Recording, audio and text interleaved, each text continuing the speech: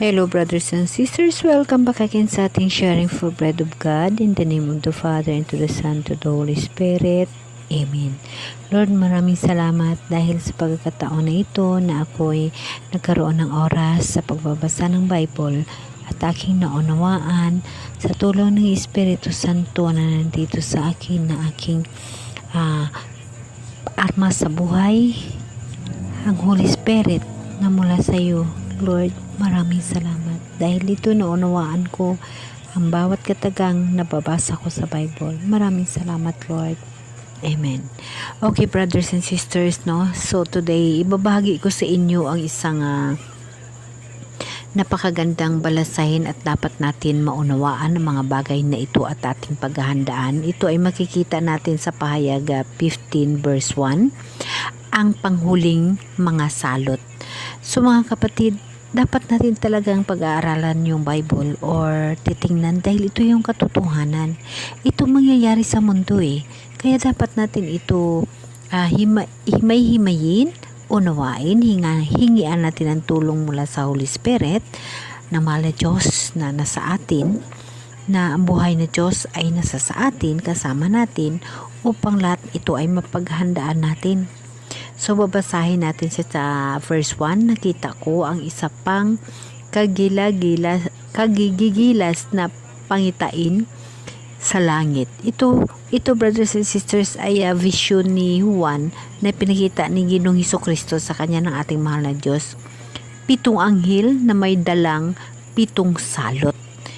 Ito ang panghuling mga salot sapagkat dito magwawakas ang puot ng Diyos. So mga kapatid, lagi natin tatandaan na ang mga nakasulat sa Bible ay totoo. Ito yan ang basihan natin upang tayo ay makapaganda sa pagsalubong sa ating mahal na Diyos. Ipagpatuloy natin.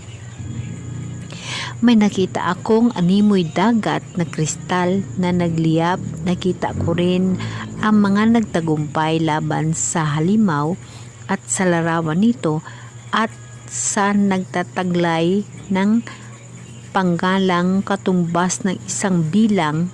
Nakatayo sila sa dagat na animoy kristal, hawak ang mga alpang binigay ng Diyos. Inaawit nila ang awit ni Moises na lingkod ng Diyos at ang awit ng kordero. Ito yung awit. Panginoong Diyos na makapangyarihan sa lahat, dakila at kahanga-hanga ang iyong mga gawa. O hari ng mga bansa, matuwid at totoo ang iyong mga daan. Sino ang hindi matatakot sa iyo, Panginoon? Sino ang tatanging magpahayag ng iyong kadakilaan? Ikaw lamang ang banal.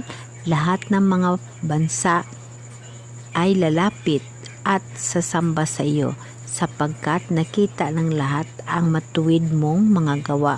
Yes, brothers and sisters, totoo yun. Lahat tayo na nampalataya sa mahal na Diyos at naniniwala sa mahal na Diyos. Nakikita ho natin ang kabutihan ng mahal na Diyos, ang pagsaksi natin sa lahat na ginagawa ng mahal na Diyos sa buhay natin. So dapat natin unawain at intindihin ang mga huling mga salot na ibibigay ng mahal na Diyos sa mundo.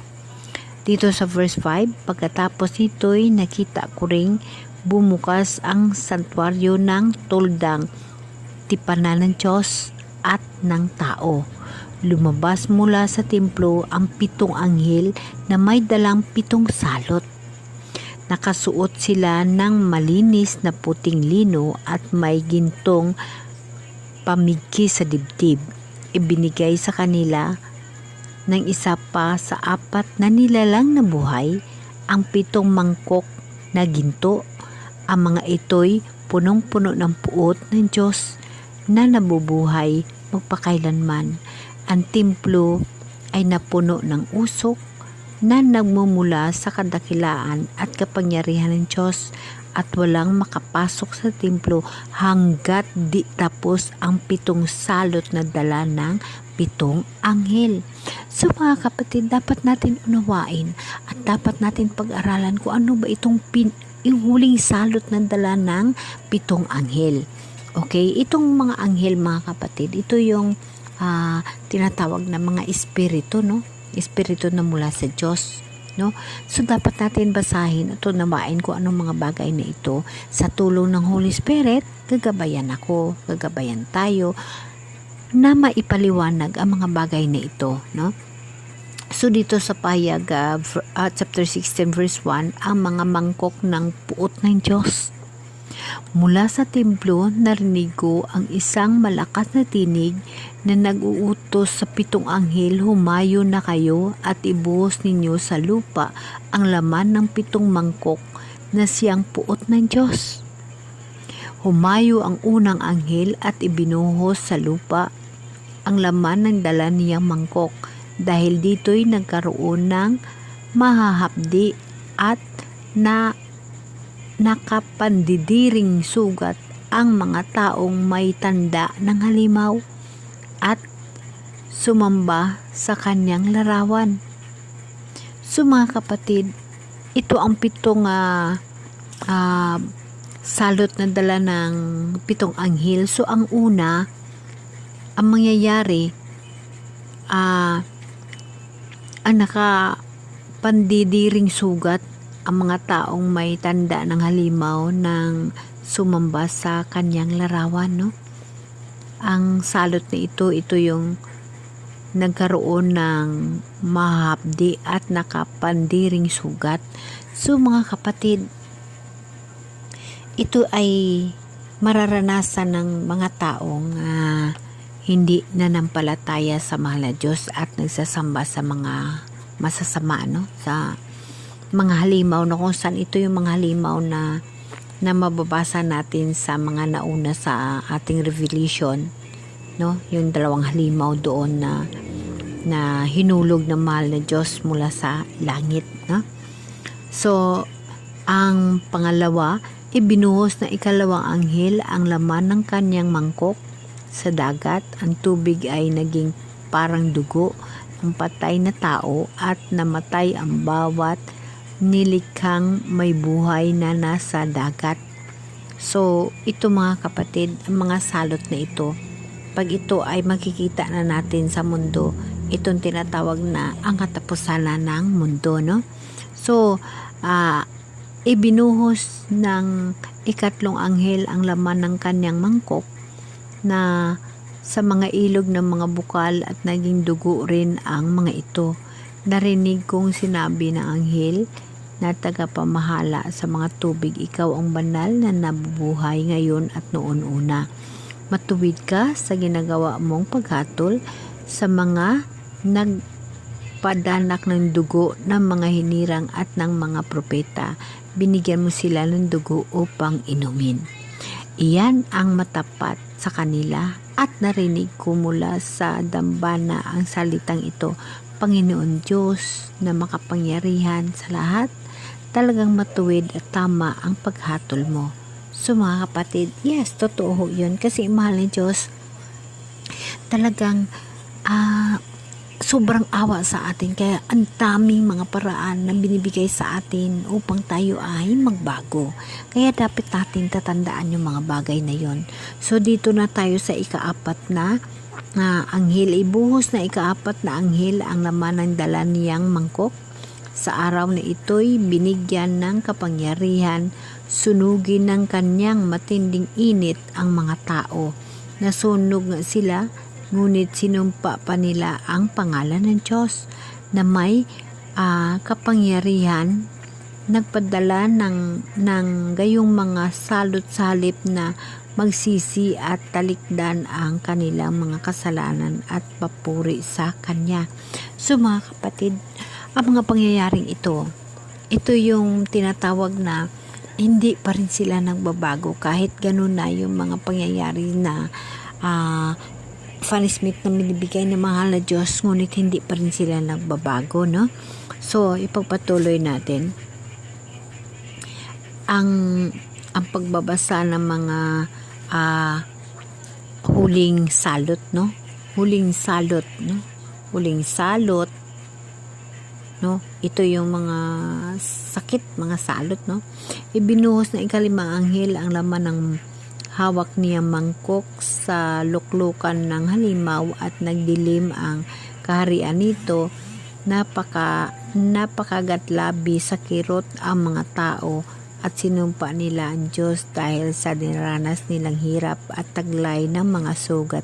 Ganon may hindi rin sila nagsisi at tumalikod sa masama nilang gawain. So kahit kita mo mga kapatid, kahit anong salot ang pinadala ng mahal na Diyos, hindi ho sila nagsisisi. So nasa ika-6 na tayo na salot. Ito yung huling salot na mangyayari sa mundo, no? Huling salot, no? Huling salot. Ibinuhos ng ika-6 na anghel ang laman ng dala niyang mangkok sa malaking ilog, Euphrates, na tuyo ang ilog at nagkaroon ng landas para sa mga haring mula sa silangan, at nakita kong lumalabas mula sa bunganga ng dragon at ng halimaw at ng bula ang propeta ang 3 karumal-dumal na espiritong anyong palaka. Ito'y mga demonyong gumagawa ng kababalaghan. Nilibot nila ang lahat ng hari sa buong daigdig upang tipunin para sa labanan sa dakilaang araw ng Diyos na makapangyarihan sa lahat, no? So itong 3 hari, itong 3 espiritu, itong 3 na ito na mga nilalang, na ito sila ang maglaban sa mahal na Diyos sa pagdating ng hukom. So ito ay nangyayari na ngayon. Nangyayari na ito ngayon, ano? Basahin natin ang panghuling salot, no? Kailangan nating maunawaan ang mga bagay na ito. Makinig kayo, ako'y darating na. Gaya ng magnanakaw, mapalad ang natiling gising at hindi nagubad ng kanyang kasuotan, hindi siya lalakad na hubad at di mapapahiya sa madla. So, mga kapatid, dapat na natin unawain ang mga bagay na ito na malapit na magtatapos yung ating pagtitiis dito sa mundong ibabaw, no? Ipagpatuloy natin at tinipon ng mga espiritu ang mga hari sa dakong tinatawag na Armageddon sa wikang Hebreo. Ibinuhos na ika-7 anghel ang laman ng hawak niyang mangkok. Sa himpapawid, may nagsalita ng malakas mula sa trono sa templo, naganap na, kumidlat, kumulog at lumindol ng napakalakas. Ito ang pinakamalakas na lindol sa buong kasaysayan ng sangkatauhan. Talagang napakalakas. Nahati sa 3 bahagi ang malaking lungsod at nawasak ang lahat ng lungsod sa buong daigdig. Hindi nakaligtas sa parusa ng Diyos ang tanyag na Babylonia. Pinainom ito ng alak ng kanyang matinding puot. Napawi ang lahat ng pulo, gumuho ang lahat ng bundok, umulan ng malalaking tipak ng yelo na tumitimbang ng halos 50 kilo ang bawat isa, at nabagsakan ang mga tao at nilait nila ang Diyos dahil dito nakapangilabot ang salot na ito. So, yan na mga kapatid, no? Yung 6 na salot at ang pang-7 salot, kahit dyan na mangyayari, ay hindi pa rin nagbabago ang mga tao. So sa mga salot na ito, ano ba ang nangyayari na ngayon, no? So ang 7 salot na ito ay darating ito sa mundong ibabaw. Kaya dapat natin ito paghandaan upang magkaroon tayo ng lubos na pag-uunawa. Ito mga salot na ito yung pinaka huli na mangyayari sa sanlibutan, ngunit ang mga tao hindi pa rin nagbabago kahit ganito na ang nangyayari sa kanila. Hindi pa rin sila nagbabago. Kaya mga kapatid, nag-aantay sa atin ang mahal na Diyos. Amen?